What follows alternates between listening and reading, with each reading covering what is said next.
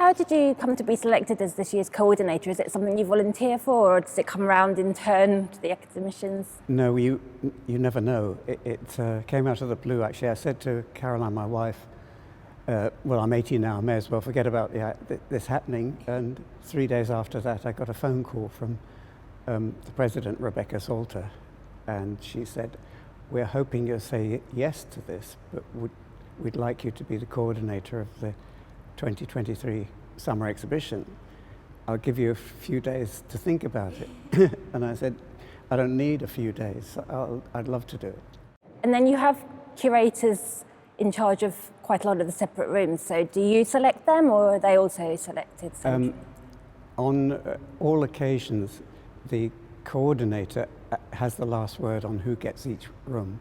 He also chooses, or she also chooses, the group that is going to select with them. And how many are on that team? There should be about 8 or 9, but we were down to about 6 this year. Goodness, how come? Just lack of people that were... I wanted to be 50-50 women. Actually, I wanted to be predominantly women on the thing, because I wanted to be a non-confrontational year, and I want to be inclusive. And you've also got the theme this year, Only Connect, which is from the epigraph to E.M. Forster's Howard's End. What made you select that? Because I know it's only been the last 20 years and it's optional whether you have a theme or not. Yes, I'm actually not really keen on the idea of themes, but this one occurred within, a day. You know, I knew exactly what I was going to do. I knew pretty much the way I wanted it, the whole thing to be. I love the novel, but most of all, because we live in a time which is unprecedented ability to communicate with each other, it's also sort of the most controversial, because people are not connecting with one another. They're at loggerheads, at odds with each other. So did the academicians know of the theme before they made their works? Yes, you give the title out to it. So I tried to make it make it not as literal as possible. I said it could be, as much, like having a cup of coffee, putting a plug in a socket, anything. And how much do you think the selecting panel had the theme in mind when they were choosing works? I don't think we go for that. I think we actually go for the best works. So this is your work, which is quite new in style. It is. It's a reverting to something that I was doing probably 65 years ago. Soho House in New York has a room with 6 glass chandeliers in it. And about 7 or 8 years ago, I made some drawings of them. And I thought I would use them. But of course, you put things aside and you don't use them. And then we went a couple of more times, I saw them, made more drawings. Then before lockdown, I started this, and I meant it to be individual paintings. When I was about 4 or 5 in, I realized that it was one large painting and growing. And it's called Indoor Cosmology because I was reading about cosmology and science and that sort of thing at the time. The blue cross there is because that was the one panel I was going to change. So I stuck that tape on to remind me when I went into the studio the next day. However, when I went into the studio and saw the blue cross on it, I didn't need to change it. How do the works, once they've been selected, get allocated to the different galleries and the different curators? More or less, we know what we individually know what we want. One of the selectors, a new academician, Claire Woods, said she wanted to do still lifes. And then you've got prints, you have architecture, which I wasn't in charge of the selection of that. There's a lot of toing and fro-ing, people nick pictures from other people on a friendly basis. Yeah. Were there any arguments this year over who had? It is unprecedented that there were no arguments whatsoever this year. It was the most harmonious. I had the best possible team, and the Royal Academy staff, the hangers, the installers are just amazing. That's the Yinkashona Bari, right? Yes. And I've forgotten the title of it, but it's something, if you look at the globe on the head, it has intricate star patterns on it. He's such a brilliant sculptor. It's quite interesting to me that over there's an artist who is 100 years old this year, Tony Iton, and he has 3 paintings. The middle of that group shows that he's very politically involved at that age. Talking along about age, there are 3 small paintings down there by somebody called Diana Armfield, who's 103 this year. And she painted those at the end of last year and the beginning of this year. So the painting's good for you. Another painting that I like very much is the one of the crowd dancing by Paul Dash, who's an artist I didn't know about, but I saw in the Tate Between the Islands exhibition, and I liked it so much. I liked the other works that he had. I contacted him after that, long before I was doing the coordination. He's just such a lovely person, and he's never had a break in this way. So, because this room had a lot of large paintings and things, I wanted some of the smaller, subtler drawings in here, and this is predominantly drawings that I really loved. Well, I love a lot of them. Kiki Smith, 3 heads with a bat.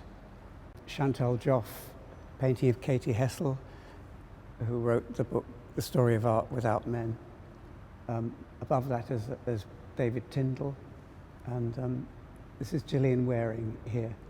And Matthew Collings' painting up there, it's of Joan Mitchell, the American artist, painting with her Alsatian in the background, which I thought was quite funny. And what about the wall colours? They seem to be fairly neutral. Well, I was very keen that we shouldn't have colours which didn't enhance the works on the wall that were there. I didn't want any bright citrus colours, like that. So we had a conversation about it. We got colour charts and agreed it. So this wall, for instance, isn't exactly white. You can see above the dado rail what is naturally white. Claire Woods had the most colour in her room. She elected a rather lovely green, which goes particularly well. This is going to go on and on. You're going to have a soundtrack. It's this little box here. It won't come out in a film, but as you can see, it's 2 lights and over water. This sculpture here is by Kathy Pilkington. This is very playful to me. And this is the room mentioned before. The green.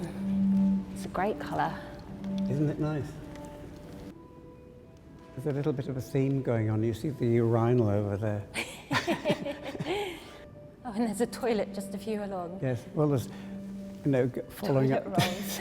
I mean, well, and the toilet roll holders in Yes. Gallery 3. I don't know what's going on. This room, I hung this room as well, and it's much of it is a memorial to artists who've passed away this year. Starting with Fred Cuming, these landscapes.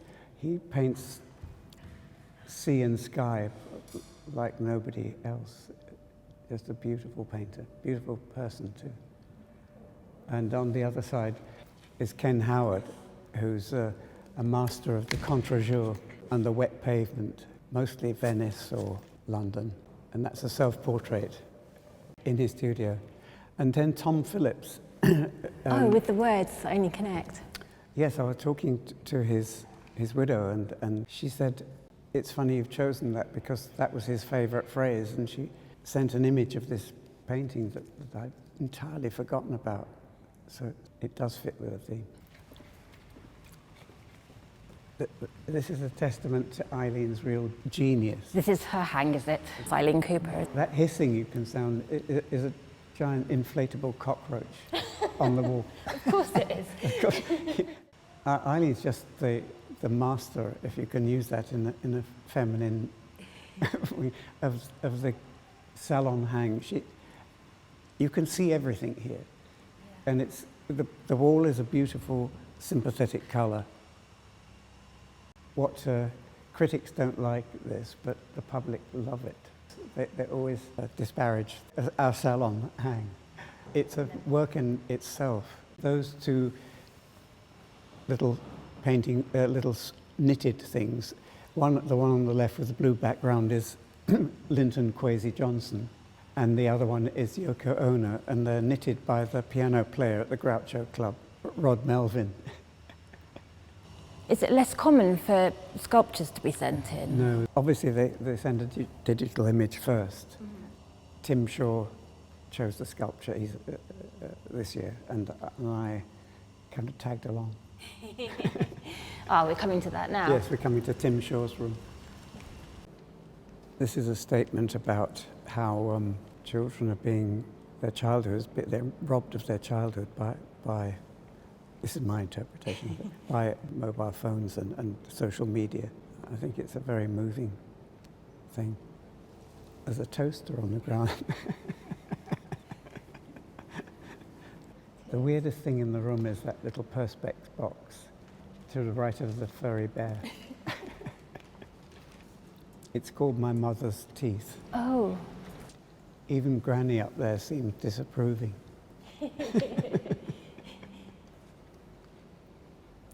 And this is really, we come out into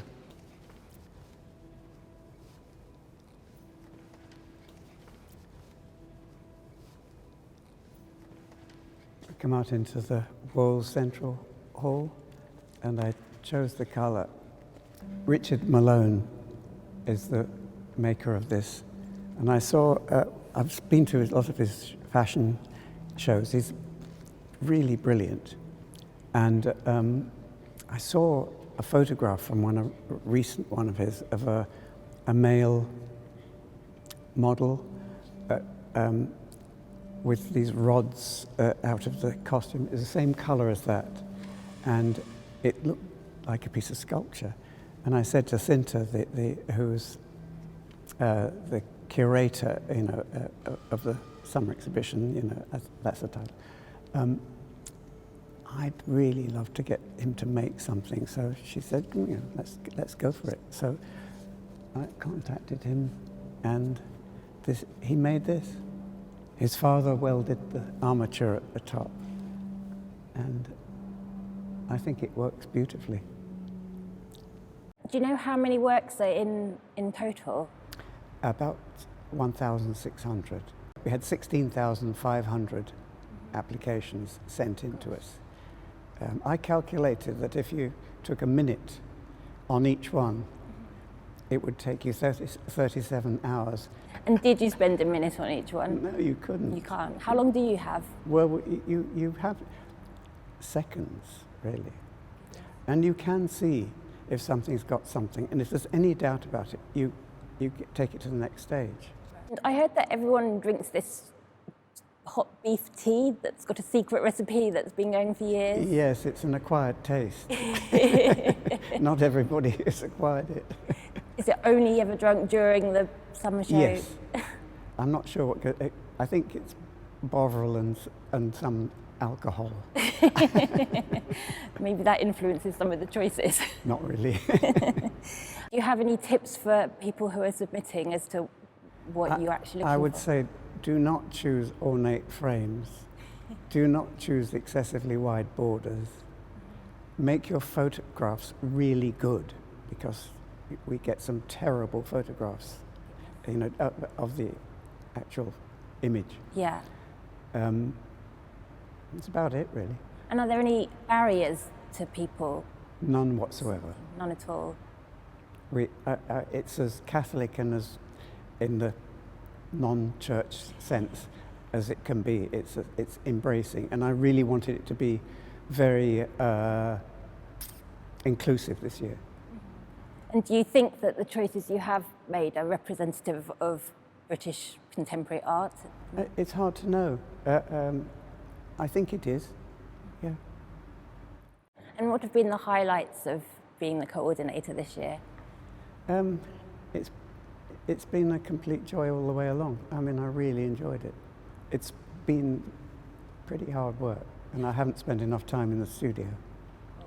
Are you looking forward to getting back to it? I am. Yeah. And do you have a favourite room? I would say favourite work, but that's probably a bit unfair. No, you can't say that.